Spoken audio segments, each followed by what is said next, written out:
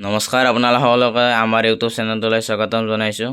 আজি মই আপোনালোকৰ মাজলৈ সময় আৰু কাৰ্যৰ ওপৰত ভিত্তি কৰি দিয়া এটি কুৱেশ্যন আলোচনা কৰিম বুলি ভিডিঅ'টো আৰম্ভ কৰিছোঁ। এই ভিডিঅ'টো আপোনালোকে খুব সুন্দৰকৈ অলপো স্কিপ নকৰাকৈ চাব বুলি আশা থাকিল।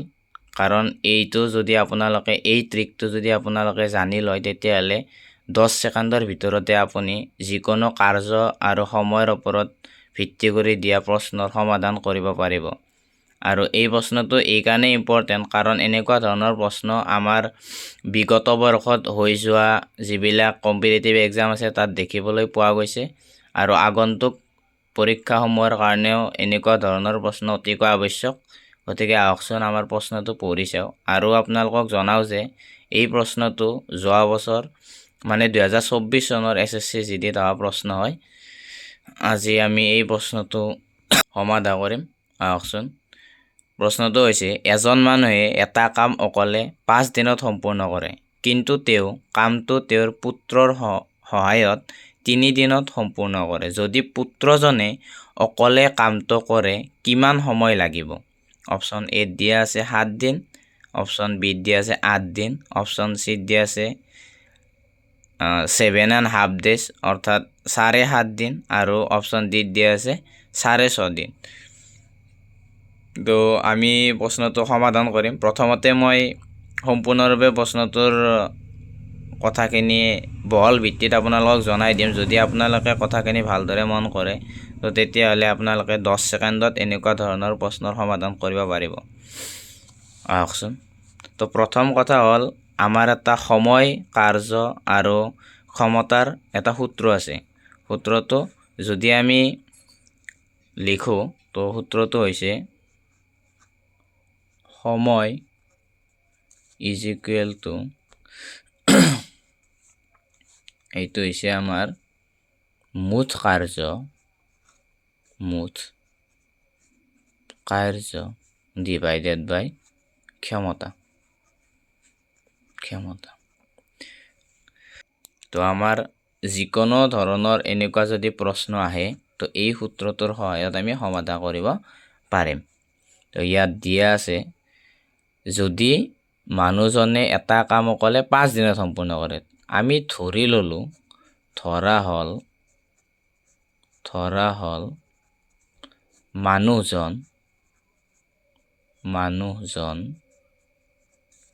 এ,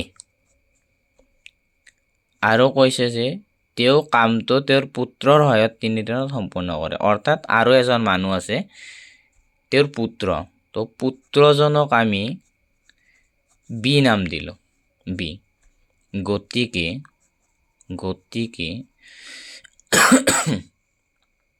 ক্ষমা কৰিব। গতিকে এজন মানুহে এটা কাম অকলে 5 দিনত সম্পূৰ্ণ কৰে। তো এ 5 দিনত এটা কাম 5 দিনত কৰে। আকৌ কৈছে তেওঁ কামটো তেওঁৰ পুত্ৰৰ সহায়ত 3 দিনত কৰে। অৰ্থাৎ কি কৈছে, এ প্লাছ বি এ 3 দিনত কৰে। আমি এনেকৈ লিখি ল'ম। তাৰ পাছত আমি মুঠ কামটো উলিয়াম। মুঠ কামটো উলিয়াবৰ কাৰণে যদি এ 5 দিনত এটা কাম কৰে আৰু এ প্লাছ বি 3 দিনত সেই কামটোৱে কৰে, তো তেতিয়াহ'লে আমি যদি 5 আৰু 3ৰ আমি লসাগু উলিয়াওঁ, সেইটোৱে হৈছে মুঠ কাম। 5 আৰু 3ৰ লসাগু হ'ব 15। আৰু এই 15টো হৈছে আমাৰ মুঠ কাম। ঠিক আছে। যদি 15টো মুঠ কাম হয়, আমি সময়টো আমি কেনেকৈ ল'ম? মুঠ কাৰ্য ডিভাইডেড বাই ক্ষমতা। তো 5 দিনত যদি 15টা কাম কৰে তেতিয়াহ'লে এদিনত কিমান কাম কৰিব? অৰ্থাৎ তেওঁৰ ক্ষমতাটো হ'ব 3। আকৌ এ প্লাছ বি যদি 3 দিনত কৰে, এদিনৰ ক্ষমতা কিমান? 5। অৰ্থাৎ এ প্লাছ বি এদিনত 5টা কাম কৰে আৰু এয়ে অকলে 3টা কাম কৰে। এই যিটো 5 দেখিছোঁ আমি ইয়াতে এ আৰু বি দুয়োটা লগ হৈ আছে, অৰ্থাৎ এৰ আমি জানো এদিনত কৰা কাম হৈছে 3টা, অৰ্থাৎ 5টোক আমি 3 + 2ৰে লিখিব পাৰিম। এই 3টো হৈছে আমাৰ এ, তো তেতিয়াহ'লে এই 2টো কাৰ হ'ব? বিৰ হ'ব, অৰ্থাৎ এই বিয়ে এদিনত 2টা কাম কৰে। আমাৰ মুঠ কাম আছিল 15টা। এতিয়া আমি এই সূত্ৰটো ব্যৱহাৰ কৰিম। গতিকে এতেকে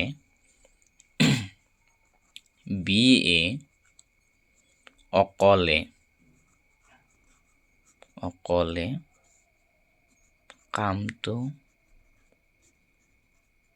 কৰোঁতে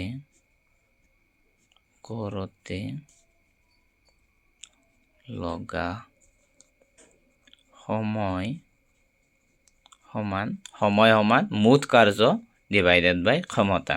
মুঠ কাৰ্য আছিল আমাৰ কিমান? 15 আৰু বিৰ এদিনত কৰা ক্ষমতা কিমান? 2। 2টা কাম কৰে মানে এদিনত তেওঁৰ কাৰ্যক্ষমতা 2, তো 2ৰে আমি হৰণ কৰিম। ইমান সমান 15ক যদি আমি 2ৰে হৰণ কৰোঁ, তো যদি অপশ্যনৰ হিচাপত যাওঁ আমি, তো তেতিয়াহ'লে আমি লিখিব লাগিব 7/1/2 ইমান দিন। তো এইখিনি কথা মই ইয়াতে বিতংভাৱে জনাই দিলোঁ। যদি আপোনালোকে ভালদৰে বুজি লয় তেতিয়াহ'লে এনেকুৱা ধৰণৰ যিকোনো প্ৰশ্ন আপোনালোকে মাত্ৰ 10 ছেকেণ্ডৰ ভিতৰত সমাধান কৰিব পাৰিব। তো আজিলৈ ইমানেই আছিলে। যদি ভিডিঅ'টো চাই আপোনালোকৰ ভাল লাগিলে ভিডিঅ'টো লাইক কৰিব, চেনেলটো ছাবস্ক্ৰাইব কৰিব আৰু আপোনালোকৰ বন্ধু বান্ধৱীৰ সৈতে শ্বেয়াৰ কৰিব নাপাহৰিব। ধন্যবাদ।